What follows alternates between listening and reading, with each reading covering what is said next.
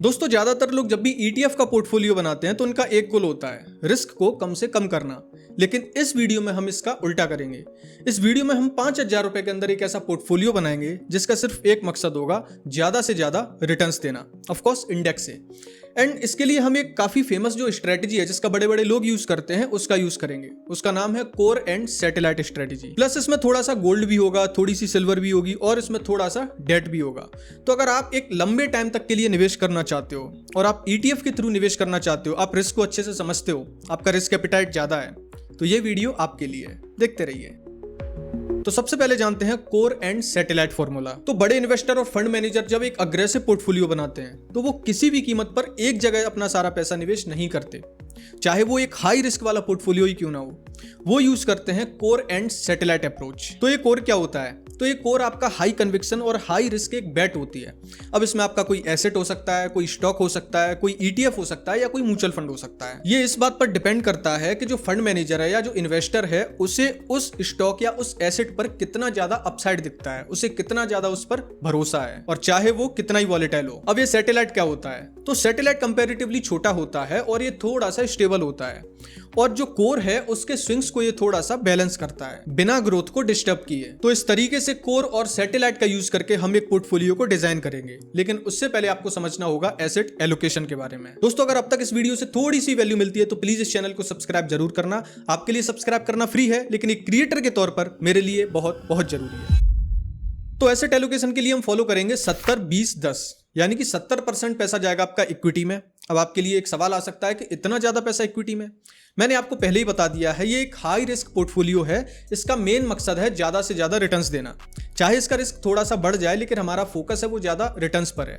इसकी वजह से 70% पैसा जाएगा आपका इक्विटी में, 20% पैसा जाएगा आपका गोल्ड और सिल्वर में, और 10% पैसा जाएगा आपका डेट में। तो एसेट एलोकेशन के लिए हम सबसे पहले बात करेंगे इक्विटी की।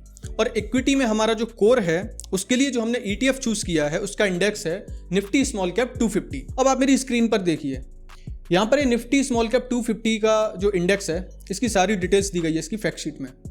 तो यहाँ पर इसके आप पहले रिटर्न्स देख लीजिए। जब से ये इंडेक्स बना है तब से इसने 14.48% के रिटर्न दिए हैं। एंड इसके टोटल रिटर्न्स देखोगे तो वो 15.79% के हैं हर साल। एंड इसके अलावा आप इसकी सेक्टर वाइज वेटेज देख सकते हो। इसकी जो वेटेज है वो मुझे सबसे काफ़ी अच्छी लगती है। आप निफ्टी 50 की वेटेज देखोगे, वहाँ पर फाइनेंशियल सेक्टर इतना ज़्यादा उसकी वेटेज है, ऑलमोस्ट 40% तक उसकी वेटेज है। लेकिन इस केस में अगर आप देखोगे तो यहाँ पर फाइनेंशियल सर्विसेज की सिर्फ 22% वेटेज है।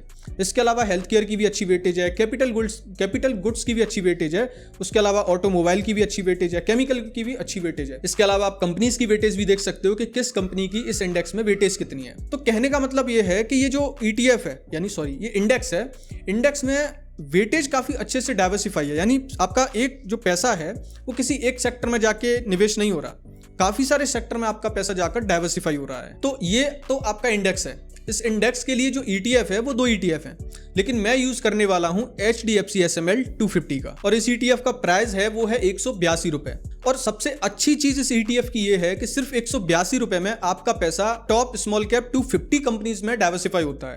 यानी कि 182 रुपए में आपको 250 कंपनीज का डाइवर्सिफिकेशन भी मिल रहा है, ग्रोथ भी है, अच्छे रिटर्न्स भी हैं। तो ये हमारी जो नीड है उसको फुलफिल करता है। यहाँ पर आप इसके 5 साल के रिटर्न्स देख सकते हो, लेकिन यहाँ पर आपको एक चीज समझने वाली ये है, ये कोई गारंटेड रिटर्न नहीं है कि ये आपको हर साल रिटर्न्स मिलेंगे। लेकिन ऐसा डेटा बताता है कि अगर आप लॉन्ग टाइम तक निवेश करते हो इस ETF में तो आपको 15% के CAGR के रिटर्न मिल सकते हैं। तो एसेट एलोकेशन में इक्विटी के अंदर हमारा जो कोर है उसके लिए हमारा जो ETF निकल कर आता है वो है HDFC SML 250। अब बात करते हैं सैटेलाइट के बारे में। तो उसके लिए हम जिस इंडेक्स का यूज करेंगे वो है निफ्टी नेक्स्ट 50। अब यहाँ पर हम निफ्टी 50 को इसलिए नहीं ले रहे हैं क्योंकि वो ऑलरेडी काफ़ी ज़्यादा उसमें क्या है, जो उसका जो सेक्टर एलोकेशन है वो मुझे ठीक नहीं लगता, क्योंकि उसमें एक सेक्टर को ज़्यादा वेटेज दे दी गई है। तो निफ्टी नेक्स्ट 50 को अगर आप देखते हो तो यहाँ पर जो आप देखोगे तो इसकी जो सेक्टर वाइज वेटेज है वो काफ़ी अच्छी है, जिस तरीके से हमारी स्मॉल कैप 250 की थी। तो यहाँ पर भी फाइनेंशियल सर्विसेज को अच्छी वेटेज दी गई है, कैपिटल गुड्स को भी दी गई है, पावर को भी दी गई है, फास्ट मूविंग यानी FMCG को भी अच्छी दी गई है। तो इसकी वेटेज मुझे काफ़ी अच्छी लगती है। एंड इसमें हो क्या रहा है, इस इंडेक्स में हो क्या रहा है कि यहाँ पर एक तो ये ज़्यादा बड़ी कंपनीज नहीं है, ये ग्रोथ भी कर रही हैं और ये आगे निफ्टी 50 में शामिल होने वाली कंपनीज हैं। तो ये काफ़ी तेज़ी से ग्रोथ भी करती हैं और इनका प्राइस है वो इतना ज़्यादा फ्लक्चुएट भी नहीं करता, क्योंकि ये ऑलरेडी काफ़ी बड़ी कंपनीज हैं। यहाँ पर आप इनके 5 साल के रिटर्न देख सकते हो, इसने 13% के रिटर्न दिए हैं प्राइस रिटर्न, एंड अगर आप टोटल रिटर्न देखोगे तो वो इसने 14.19% के रिटर्न दिए हैं हर साल। यहाँ पर आप इसका डिविडेंड भी देख सकते हो जो है 1.23%, बट ETF में डिविडेंड का कोई मतलब नहीं है, क्योंकि जो भी डिविडेंड का पैसा होता है वो आपका ETF में ही निवेश कर दिया जाता है। एंड यहाँ पर आप इन कंपनीज की भी वेटेज देख सकते हो। तो निफ्टी नेक्स्ट 50 इंडेक्स के लिए हम जिस ETF का यूज करेंगे उसका नाम है ICICI prudential Nifty next 50 ETF। इसका प्राइस है 76 रुपए। यानी अगर आप इस ETF का एक यूनिट भी खरीदते हो तो उस केस में आपका पैसा निफ्टी 50 यानी 50 कंपनीज को छोड़कर जो अगली 50 कंपनीज हैं उनमें आपका पैसा निवेश किया जाएगा। यानी ये कंपनीज लार्ज कैप तो है लेकिन ये काफी तेजी से ग्रो कर रही हैं और ये आगे चलकर निफ्टी 50 में शामिल हो सकती हैं। तो अब ये दो ETF तो हमने जान लिए, लेकिन अब हमारे आगे एक सवाल आता है कि जो हम 70% पैसा इक्विटी में निवेश करने वाले थे तो इन दो ETF में वो पैसा किस तरीके से निवेश करेंगे। तो इस केस में 70% पैसा हम निवेश करेंगे HDFC SML 250 में और बाकी का 30% पैसा हम निवेश करेंगे ICICI prudential Nifty next 50 ETF में। अब बात करते हैं प्रीसियस मेटल के बारे में, जहां पर हमें 20% पैसा निवेश करना है। तो गोल्ड के लिए जिस ETF का हम यूज करेंगे उसका नाम है गोल्ड केस। ये जिरोधा जो ब्रोकर भी है और फंड हाउस भी है उसकी तरफ से ये ETF है जो गोल्ड में पैसा निवेश करता है। यहाँ पर आप इसका AUM देख सकते हो जो है 2316 करोड़, यानी इतना पैसा इस ETF में लगा हुआ है। एंड इसके अलावा इसकी जो INAV है यानी इसका प्राइस है वो है ऑलमोस्ट 23 रुपए। यहाँ पर आपको रिटर्न्स इतने ज्यादा दिख रहे हैं वो है 40% के, लेकिन इसे आप रियल मत समझ लेना। ये तो कुछ टाइम में गोल्ड ने काफी अच्छे से रैली दिखाई थी, उसकी वजह से यहाँ पर आपको ज्यादा रिटर्न्स दिख रहे हैं। लेकिन अगर आप गोल्ड में पैसा लंबे समय तक निवेश करते हो तो उस केस में आप 8 से 10% अपना रिटर्न एक्सपेक्ट कर सकते हो। अब सिल्वर के लिए जो हम ETF का यूज करने वाले हैं उसका नाम है सिल्वर केस। ये भी जिरोधा फंड हाउस की तरफ से एक ETF है जो सिल्वर में पैसा निवेश करता है।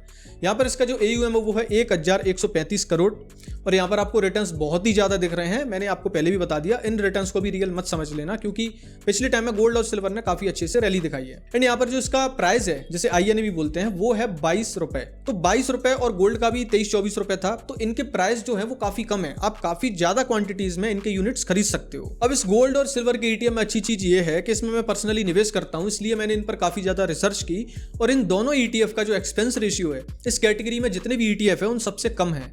लेकिन यहाँ पर आपको मेरी बात पर ब्लाइंडली ट्रस्ट नहीं करना है, आपको सीधा जाके इनमें निवेश नहीं करना है। आप खुद से जाइए और अपना एनालिसिस करिए, उसके बाद अगर आपको सही लगता है तो ही आप इन ETF में पैसा निवेश करिए। अब सवाल ये आता है जो 20% हमें पैसा गोल्ड और सिल्वर में निवेश करना था उसमें से गोल्ड में कितना करना है और सिल्वर में कितना करना है। तो वहां पर आप 50-50% की अप्रोच ले सकते हो, यानी 50% आप अपना पैसा निवेश कर दीजिए गोल्ड में और 50% पैसा निवेश कर दीजिए सिल्वर में। एक चीज याद रखूं, मैं उस 20% की बोल रहा हूं जो हमने एसेट एलोकेशन में गोल्ड और सिल्वर के लिए 20% रखा था। तो उसमें से आधा आप निवेश करोगे गोल्ड में और आधा आप निवेश करोगे सिल्वर में। और इस केस में भी जो आपका सिल्वर है ये है आपका कोर, यानी इसमें रिस्क ज्यादा है, इसकी वजह से हम यहाँ पर 50% पैसा इसमें निवेश कर रहे हैं। और जो गोल्ड है वो यहाँ पर आपका सैटेलाइट का रोल यहाँ पर प्ले करेगा, क्योंकि गोल्ड इतना ज्यादा वॉलेटाइल नहीं होता जितना इस टाइम पर सिल्वर है।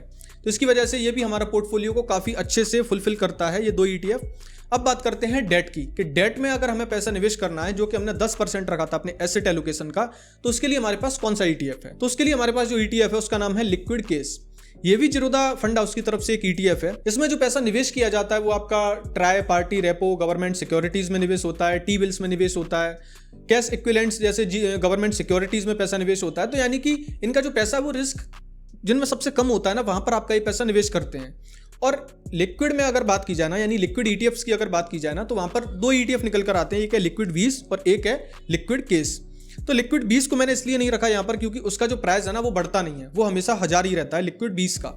एंड उसका दिक्कत ये है कि उसमें यूनिट्स बढ़ते हैं, तो कभी वो आधा यूनिट बढ़ जाता है तो आधा यूनिट आप सेल तो कर नहीं सकते, तो वो हमेशा डीमैट अकाउंट में ही पड़ा रहता है। लेकिन जो लिक्विड केस है, एक तो इसका प्राइस है वो है 115 रुपए, तो काफी कम प्राइस है, अच्छे से यूनिट आ जाते हैं। एंड दूसरी चीज, इसका प्राइस धीरे धीरे बढ़ता रहता है।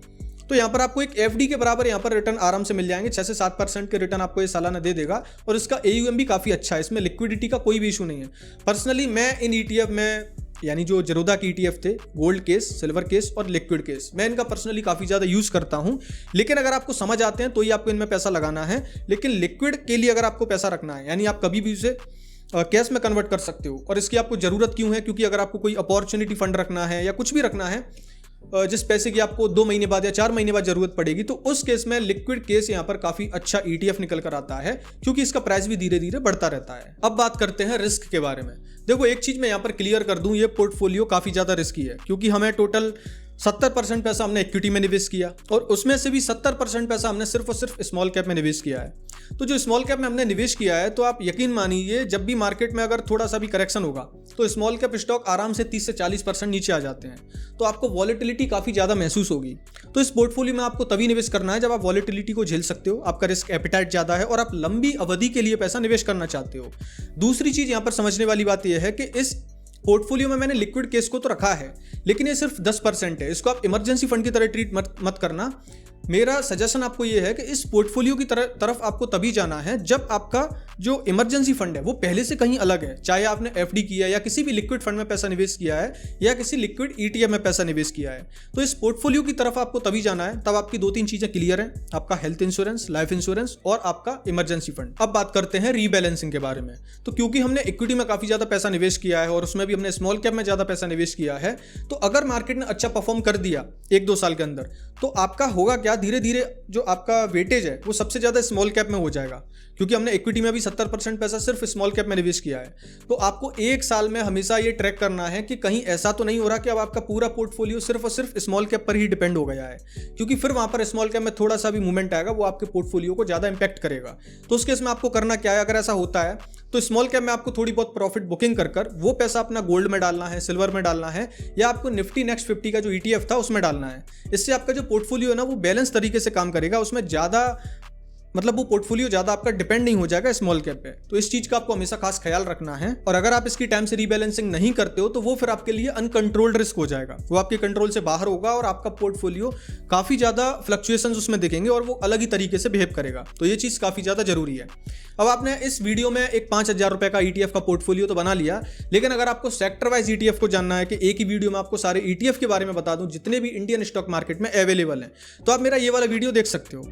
इसी के साथ मैं वीडियो एंड करता हूं। अब आपसे मेरी मुलाकात होगी अगली वीडियो में, तब तक के लिए अपना ख्याल रखिए।